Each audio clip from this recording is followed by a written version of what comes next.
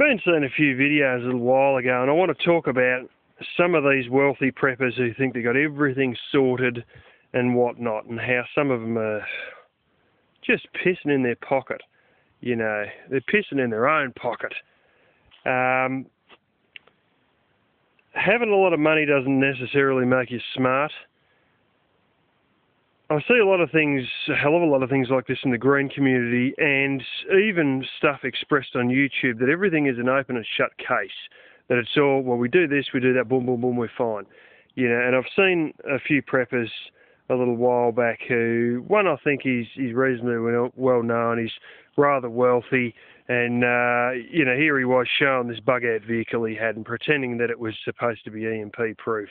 And, you know, at the end of the video, he's basically chuckling to himself about how good he is and how, you know, he sort of, he was at the point he was almost laughing. You could almost hear him chuckling, you know, pretending that he's so well sorted and he's flying ahead and everybody else is just, you know, buggerising around and he's better than everybody because he's got it so sorted. And here it was, a so-called EMP-proof vehicle.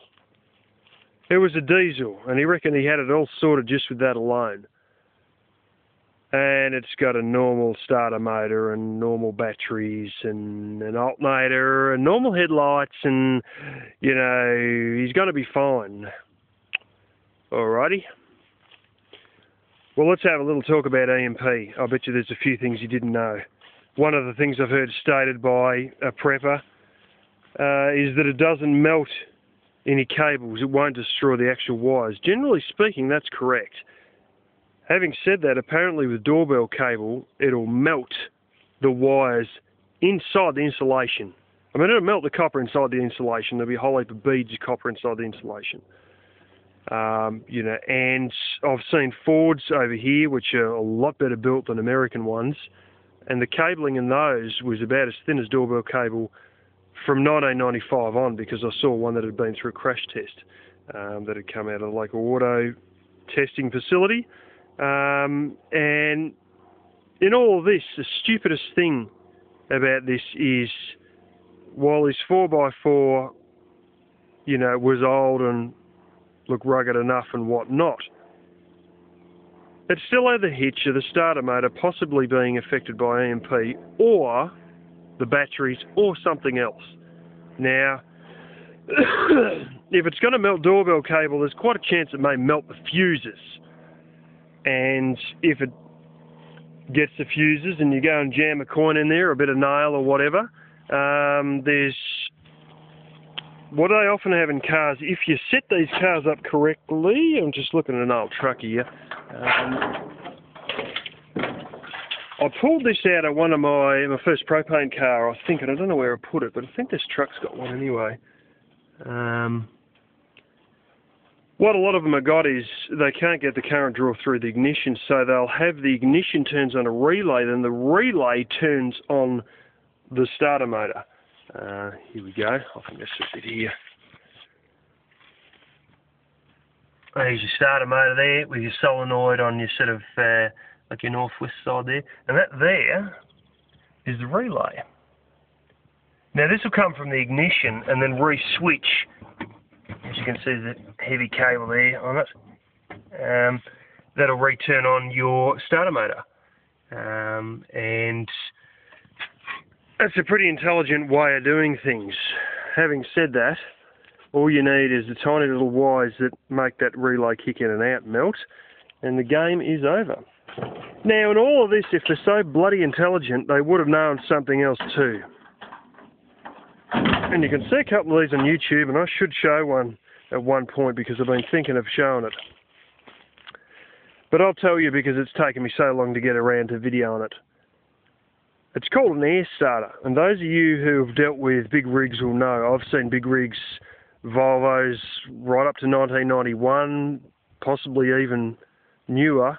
But I've seen a 1991 model that had an air starter in it. You know, there's other ones, even 1948 models that have got it. And if you type an air starter into YouTube, you'll probably see the old 1948 model with it. But these things were commonplace during the mid to late 80s and 71 on. Just stacks and stacks of them that have got air starters. Now, if these preppers are so damn intelligent, they'll know that a place called Ingersoll Rand, who is a major manufacturer, compressor manufacturer, they make very large air compressors, the sort that they use in sandblasting and a lot of industrial applications like that, and for air robotics, air-powered robotics that I used to see at Boomer Nurseries. They basically had a whole big relay box on a microprocessor which would switch on and off air systems, to run the robotics. And basically Ingersoll Rand makes air starters and compressors that will fit in standard Toyota 4x4s. Yes, I'm not joking. The utes or light trucks that we have over here, you can get them fitted with that. And there you go. There's your problem solved in regards to EMP. But to sort of sit there pretending they got everything high flying, it doesn't have an air starter in it. It's got standard lights. Well, you heard of carbide lamps? They go pretty flaming well too at lighting things up in the night. And, set some of them up. Yeah, they're different devices, but they're not unobtainable, and a lot of cave, like your cave explorers, they have that sort of stuff. Although it's getting difficult to get a hold of, those sort of lights are good enough to light you up driving down the road. And you'll have to design those reasonably well. But heaven forbid if a prepper who's a wealthy prepper can't get everything sorted just by paying someone for it, I want to also talk a little bit about nuclear, because I see so much bullshit spat out about nuclear. People don't seem to understand radioactivity and nuclear stuff worth a cracker. I mean worth a shit. And during Fukushima, I saw more lies than you could poke a stick at regarding nuclear stuff, printed in the news media as fact, and they had somebody who was from Romania and had lived there during the time of the Chernobyl disaster, and he was now suffering, or had thyroid cancer at one point, and they cut his thyroid out and all that, or thyroid glands out, and they gave him a pill. Now, any of you who know anything about nuclear stuff, that pill is an iodine pill. Now, the idea is that basically your thyroid will hold any radioactive material. It tends to just build up in your thyroid glands, because your thyroid gland is where it's sort of designed so that a lot of the crap or cancer or whatever, it'll appear in your thyroid first, because it is the one that'll catch it. It's deliberately almost like a sacrificial sort of a thing in that way, or if it's deliberately or not, who knows, but that's the way it turns out, the way your body is. And the idea is to keep this radioactive stuff passing through your body and get it out of your system.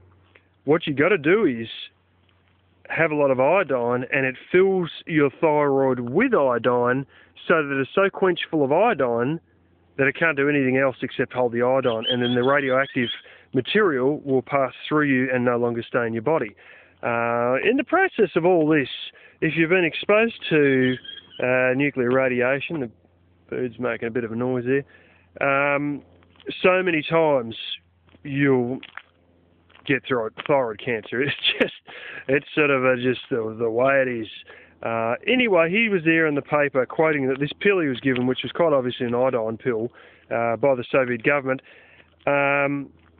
basically he believed that pill had given him the thyroid cancer.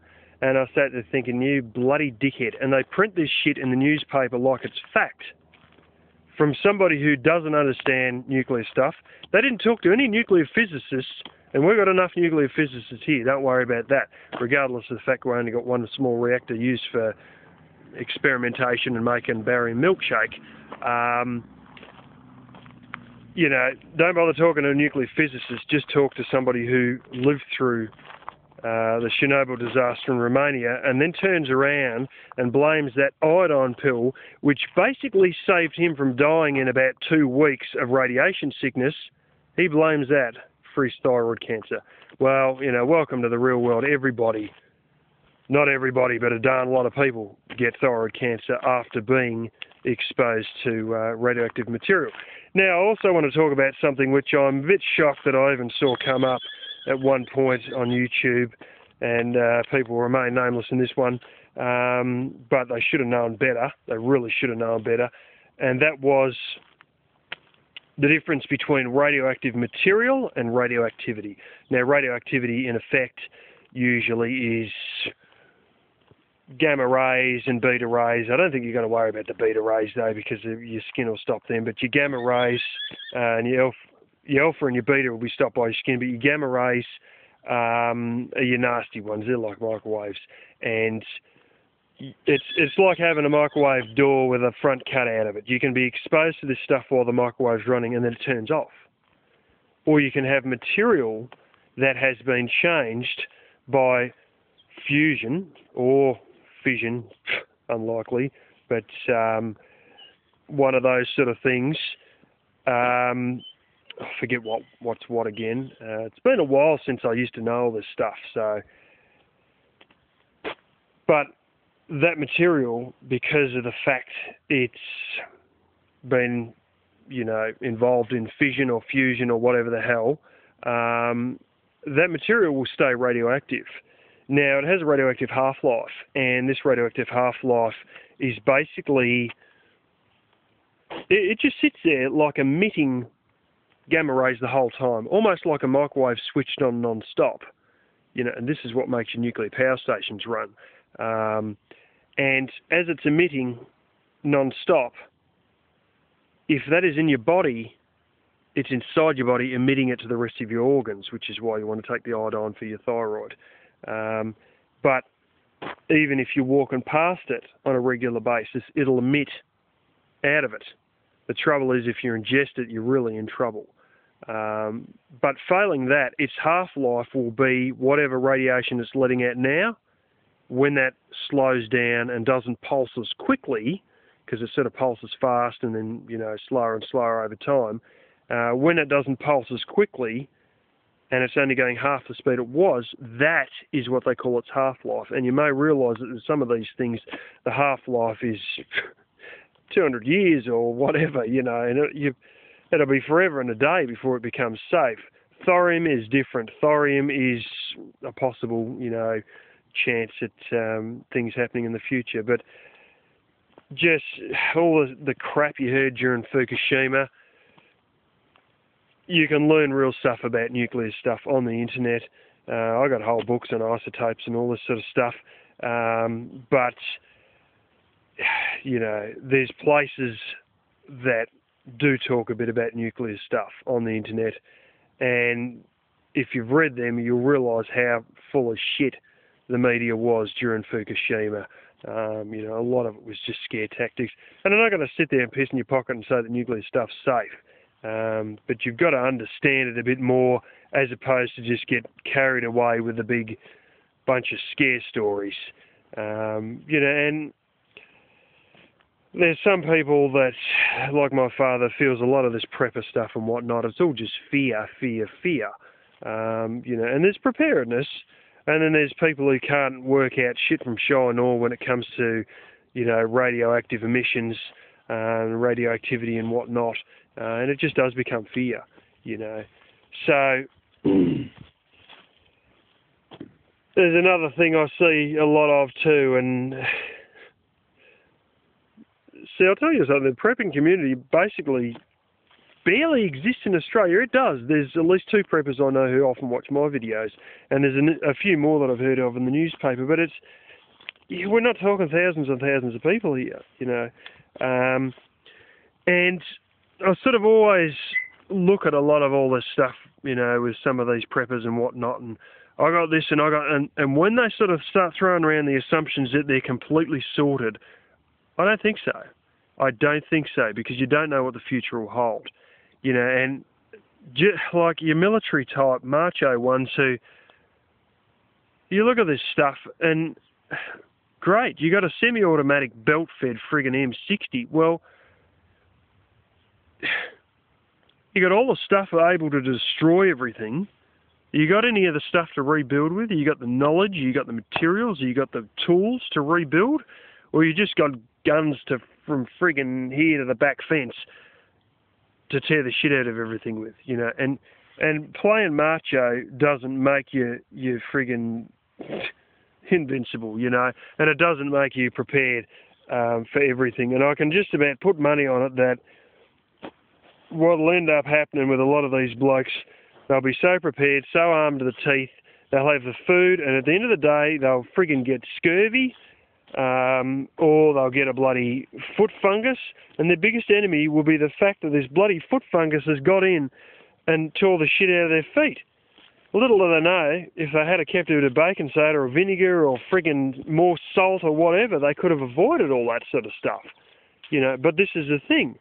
Medically, what we'll go do is we'll go buy a couple of $1,000 worth of friggin' bandages. Hey, hell, they got a surgery kit. Let's buy an entire surgery kit. This is America. You can buy anything here, like that French bloke said in the Godzilla movie.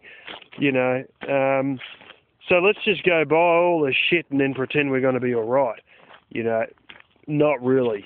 You know, the funny thing is that with all of this, having all this gear and having all this shit, you got to know how to use it. Having heaps of guns, you'll probably find your downfall at the end of the day is bloody foot fungus, which means you can barely stand, or something stupid like that. You know, there's sort of, you know, never think you've all got it covered, and never think that a whole bunch of money is going to save your ass to go out and buy this and buy that and store this and store it. And they've got all this shit stored up. Some of it they don't know how to use. You know, some of them have got blooming a whole stack of wheat and no friggin' grinder. You know, like, you know, this is the thing, you know, that's, I think one of the big stuff-ups too really is that people don't understand basic old school medicine, and old tips and tricks that your gran and your great-gran, in my case, would have done as a daily thing. And a lot of these things have been lost. They've been forgotten about. People don't know a lot of tricks about, you know, basic stuff like vinegar, baking soda, you know, sugar, salt, different basic things that you can make a lot of things with, do a lot of stuff with. You know, even caustic soda or lye water or whatever that you can turn into soap at a later point, you know, or use for a multitude of other things. You know, the average person, especially these rich preppers, would have no clue how to distill vinegar, let alone even make the shit. They wouldn't probably really be that clued up on, you know, distilling stuff. And if they had to make a still out of random bits of shit laying around, hey, I can do it. I already got a still. I've actually got two stills. One's a bad design, one's a brilliant design, and I can make another one out of old crap I got laying around here because they're not that hard to make. But I think they need to learn a lot of old home remedies, you know, and that's one of the things they are really missing in a big way is these basic, simple things. And the other one that I think a lot of them should get the hell on with, instead of buying all these books about, you know, herbal medicines and this, you know, different things you can pluck out of it. Like, well, for instance, I'll take this thing here. Now, there is African boxthorn. Now, during the Depression, they made jam out of the berries. Yeah, and they made them jam, and that was a bit more stuff to eat. Now, this one here, that's an imposter that hangs around a fat hen. That is not actually fat hen, that's an imposter of fat hen that looks similar. And I've got, you know, a fair bit of the imposter around and a little bit of the real stuff around here. And this is the thing, they buy these books, you've got to learn to identify these native edibles, these native, you know, plants that can be used for herbal medicine. You've got to learn to identify them before anything turns to hell, because then you won't know the difference between the imposter and the real stuff. You know, I recommend, if you know the name of it, and you've got a general idea of what it looks like or whatever, type it in, bang, it'll come up. Don't work on the name that you've heard, work on the botanical name once you ascertain that that botanical name is a real one, and then go look at it. Go look at Google images and go look at heaps of it and work it out for real what it is, so you don't end up getting an imposter and then can't work out why you're not getting healed from it. or getting the imposter of fat hen going, good, we've got some greens, eat all this stuff, and then realise that you feel like shit because it wasn't actually fat hen, it didn't have half the nutrients in it, it was some other stupid thing because it looks similar. And there's another plant we have here that looks very similar to another edible, but it also is just an imposter. While I'm right in front of it, I might as well show you this one. Now this one here is sow thistle. That's actually a pretty beefy one. And that there, if you snap off the thing, you get a little bit of, you're going to snap it off more. Oh, it's forming there anyway. That white shit that's forming there, that'll get rid of warts for you, you know. But buying the book now and seeing some shit-ass hand-drawn picture, which all these books seem to have these crappy hand-drawn pictures that don't identify a damn thing, and then they might have photos, but I don't think they've got enough photos in most of these books. You know, you need to be able to identify it first so that when the time comes, you're going to be fine. But, you know, I just want to say, basically, summarise and say the whole point of this video is to say that how much money rich preppers spend on shit ain't going to really necessarily help them out, guaranteed. How much macho you are and how many friggin' bullets you got or how many M16s you got, that ain't necessarily going to save your ass. And there's some big holes that a lot of these people have, you know, pretending they got everything sorted, like the so-called EMP-proof vehicle that still had a blooming, you know, possible relay failure or fuse failure in an EMP event. All this stuff, you know, they don't understand it deeply enough, some of these people. And I don't believe that I understand everything as deeply as I could, because there's always more that I could learn. You know, I still could learn a whole lot more about even some of the stuff I'm telling you here. But getting armed to the teeth, buying all this shit and stockpiling it and not knowing how to use it, thinking you're going to be fine in an EMP in a vehicle that's got a starter motor and battery in it like the whole lot of them have, you know, and not sort of making a point of learning all these edible stuff in the forest to look at, as opposed to just, oh, I got the book, I'll be right. Gee, well, you know, don't pick up the imposter. You know, I think these are some of the failings that really aren't plugged. And like one good example is you look at military stuff. You know, M60, M249, M16, M14. These are some of the military number of guns and shit. Now, you know how many other M something or other numbers there are that happen to be friggin' toilets, wood stoves, you know. Hell, there's probably even a bloody kitchen set that's M something or other, you know. You look at all this stuff in the military, you probably got a lousy 5, not even 10% of these M something or other numbers that are actually guns. Look at all the other stuff they've got to have to get anywhere, to do anything, to conduct a war, to conduct a rescue operation, to, you know, and this is the whole thing. It's just proof in the pudding that a lot of these things that make a military function are not guns alone. You know, this whole idea you're going to be safe if you're armed to the teeth, well, you know, I don't think so. You know, this whole idea that they're going to conduct a blooming guerrilla war because they got this, that, and it. Well, if you're going to hide out in the forest, you got to know what you can eat, what you can do, blah, blah, blah. You know, so I think there's too many macho dickheads who have spent too much money on too much stuff and hoarded it up and don't have a clue how to use a lot of the stuff they've hoarded up. And if things do fall to bits, at the end of the day, they'll probably be brought down by a bloody foot fungus or something, you know. So I just wanted to sort of put that out there. You know, you can never have too much information. You can never sort of pretend to know it all. I'm sick of people that sort of make the generalised assumption that, you know, just because they've got the book, they're going to be saved, you know. just because they spent enough money on this, that and the other, they're going to be right. Because at the end of the day, they've hoarded up all this stuff. When their supplies run out, when their diesel-hungry blooming so-called EMP-proof vehicle runs out and they can't use it on a bloody gasifier, then what, you know?